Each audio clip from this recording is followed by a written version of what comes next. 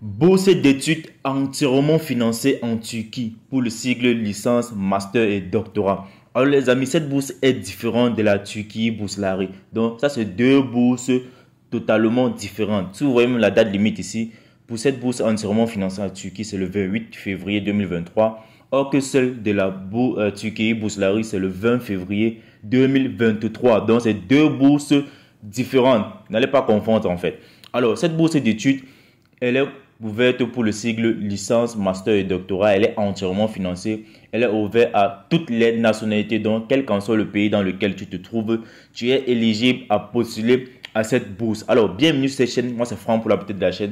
Étudier propriétaire de la chaîne FP, opportunité de voyage, autant pour moi. Sur cette chaîne, on parle des différentes opportunités de voyage et tout ce qui vous permet d'immigrer à l'étranger légalement. Alors, les amis, voici l'enchaîne, quelques vidéos de la chaîne. Donc, vous pouvez aller visionner toutes ces différentes vidéos. Sur cette chaîne, on parle de la DIV, le théorie des bourses d'études, comment faire le CV canadien. J'ai fait une vidéo à propos du CV canadien. Il y a eu un abonné qui m'a fait un retour. Il est allé sur la vidéo, il a téléchargé le PDF, il a juste fait quelques modifications et il a obtenu un entretien avec un recruteur canadien. Je vais vous poster en fait nos différentes conversations sur cette vidéo aujourd'hui. Donc, restez regarder la vidéo jusqu'à la fin, les amis. Alors, je vais vous poster cela donc quelque part là, je ne sais pas où, mais je vais vous poster cela. Alors, les amis, sans plus tarder, on va aller lire ensemble les différentes informations à propos de cette bourse d'études entièrement, je dis bien entièrement financée en Turquie pour le sigle licence, master et doctorat. Alors, bon, cette partie, vous me connaissez, en fait, je ne la lis pas parce que je ne veux pas rendre la vidéo longue. Alors, on dit détail du programme institution haute. Institution partenaire en Turquie, veuillez consulter la liste complète ci-dessous. On va lire cela ensemble. Domaine d'études, la théologie islamique, donc sciences islamiques fondamentales, philosophie et études religieuses, histoire et art islamique. Alors mes amis, mes différents amis musulmans, déjà, assalamu alaikum. Déjà, likez, partagez cette vidéo au maximum. Dans tous les pays du monde, il y a une communauté musulmane. Donc, je sais, il y a les Ivoiriens, il y a les Camerounais, il y a les Congolais, il y a les Sénégalais. Dans tous ces différents pays-là, ceux qui me suivent sur cette chaîne, il y a une communauté musulmane. Donc, si tu connais un musulman qui est vraiment intéressé par l'étude de la théologie, la science islamique, etc., juste like et partage cette vidéo à ces différentes personnes-là. Que vous demande de liker, c'est pour que l'algorithme référence plus ces différentes vidéos et que ça montre ce contenu aux différentes personnes appropriées qui peuvent postuler pour cette bourse. Donc les amis, alhamdoulilah, likez et partagez cette vidéo. Alors on va consulter en fait les différents avantages de la bourse de la fondation turque Diyanet.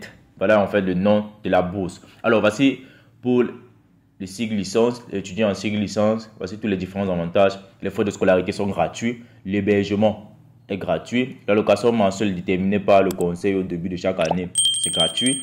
Assurance maladie, donc c'est gratuit, tu n'as rien à payer frère. Le billet d'avion aller et retour jusqu'à la fin du programme. Donc, lorsque tu vas venir, tu vas quitter ton pays pour la Turquie et lorsque tu vas quitter pour ton pays comme retour, le billet d'avion c'est gratuit. Le camp d'été en hiver, donc lorsque vous allez en fait aller faire les différentes attractions, c'est gratuit en fait, c'est pas toi qui vas payer cela. La bibliothèque, installation sportive intérieure, extérieure, dans la bibliothèque, les différents documents que vous allez utiliser, vos divertissements sportifs, etc. C'est la bourse qui couvre cela. Les activités parascolaires, c'est toujours la bourse. Non, frère, tu n'as rien à dépenser là-bas. On te donne encore une allocation mensuelle donc pour tes propres dépenses personnelles. Donc, les amis, s'il vous plaît, matchez la cloche de notification là si vous n'êtes pas encore abonné et abonnez-vous direct. Alors, on va continuer pour les différents étudiants en sigle, master et doctorat. Une bourse mensuelle, allocation mensuelle pendant 12 mois par année. Les étudiants qui demandent à séjourner dans les dortoirs peuvent bénéficier d'une aide à l'hébergement si leur demande est acceptée. Dans ce cas, une déduction de 30% est effectuée sur leur bourse d'études. Assurance maladie, les dépenses de santé seront couvertes.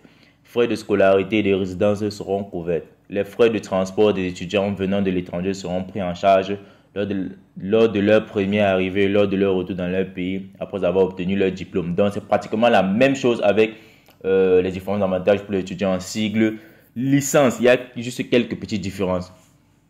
Alors, voici les différentes universités d'accueil. L'université d'Ankara qui est située principalement dans la ville d'Ankara, l'université d'Istanbul qui est en Istanbul. Donc voilà tous les 8 universités Donc les amis, il y a des universités dans lesquelles ils sont partenaires à cette bourse-ci. Alors, critères d'éligibilité aux bourses de la Fondation turque Diyanet. Pour postuler à cette bourse de fondation, les candidats doivent répondre aux critères suivants. Candidat de licence, ne pas être citoyen turc, ne pas avoir perdu la nationalité turque pour quelque raison que ce soit. Bon, si tu n'as pas déjà la nationalité turque, tu es éligible, frère. Être né après le 01/01/2002. Donc, tu dois être né après, pas avant. J'espère que vous comprenez très bien. Alors, ne pas avoir de problème de santé mentale, physique ou autre obstacle que vous empêcherait de faire les études en Turquie. Alors, habituellement, lorsqu'on dit ne pas avoir de problème de santé mentale, physique, quoi que ce soit, ça veut dire peut-être ne pas être handicapé, ne pas avoir un problème à l'intérieur, un peu comme genre une maladie contagieuse, etc. Donc, raison pour laquelle des fois, on vous demande un certificat de santé. Donc, c'est ça. Alors, on dit avoir obtenu un diplôme d'études secondaires équivalent à 12 ans d'études en Turquie avec une bonne note de 70%. Donc, c'est un pays dont la note est évaluée sous forme de pourcentage. Vous devez avoir 70%. Alors, ne pas avoir arrêté ses études pendant plus de 2 ans après le lycée. N'avoir pas été sanctionné ou condamné au cours de leurs études dans leur pays. Ceux qui étudient actuellement en Turquie ne peuvent pas postuler à cette bourse pour des études de même niveau. Donc, ça veut dire quoi? Si par exemple, toi, tu es déjà en train de faire la licence, tu ne peux pas postuler pour la licence.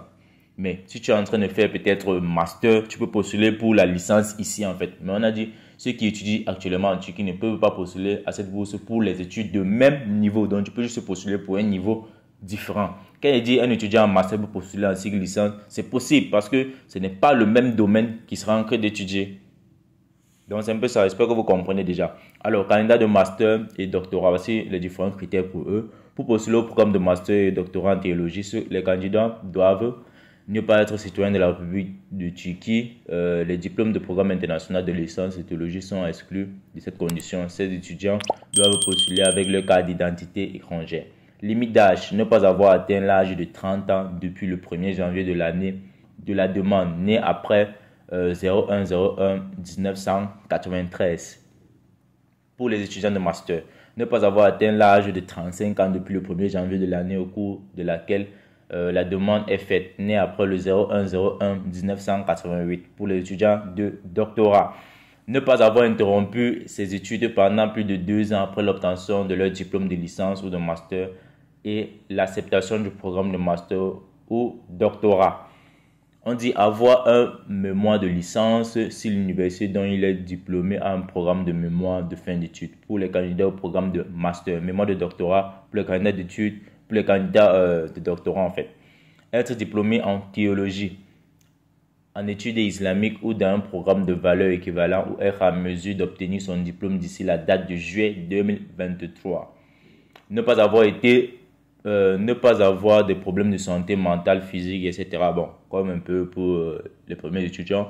Ne pas avoir reçu des sanctions disciplinaires ou condamnations durant les périodes d'études.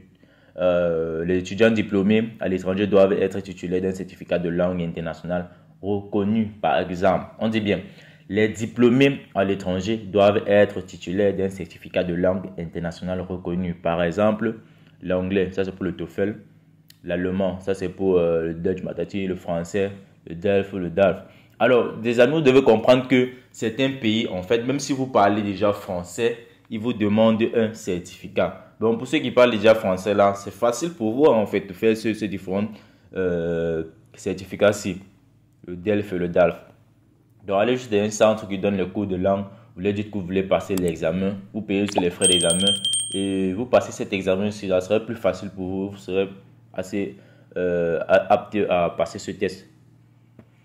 Alors, bon, voilà tous les différents certificats qu'ils demandent. On dit les étudiants étrangers qui ont obtenu leur diplôme de Turquie, en Turquie ou qui seront en mesure d'obtenir leur diplôme d'ici juillet 2023 doivent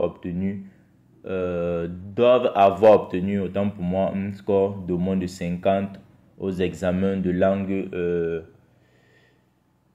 YDS, c'est Yorkdil, organisé par OSIM. Alors les amis, déjà pour vous, en fait, je ne sais pas si vous connaissez un centre qui donne des cours de langue et qui est capable d'enseigner des gens en ligne, juste mettez-moi en contact avec eux. J'ai une idée, j'ai une opportunité que je pourrais partager avec ces différentes personnes-là. Donc, si vous connaissez un centre, un centre qui donne des cours de langue, que ce soit des cours de langue, principalement des cours de langue anglaise, autant pour moi, juste mettez-moi en contact avec eux. J'ai une idée dont je pourrais partager avec eux en fait, qui pourront aussi vous aider. Alors, on dit de préférence les étudiants étrangers qui ont obtenu leur diplôme en Turquie ou qui seront en mesure d'obtenir leur diplôme d'ici juillet 2023 doivent avoir atteint le score de moins de 55 à l'examen à l'aise organisé par l'OSIM. De préférence, avoir publié un article dans une édition internationale reconnue.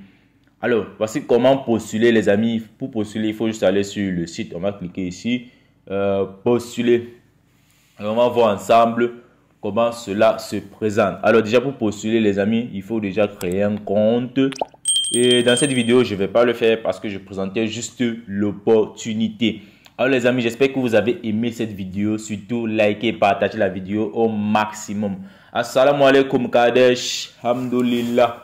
Donc j'espère que vraiment cette vidéo va vous aider et toute la communauté musulmane saisissez cette opportunité.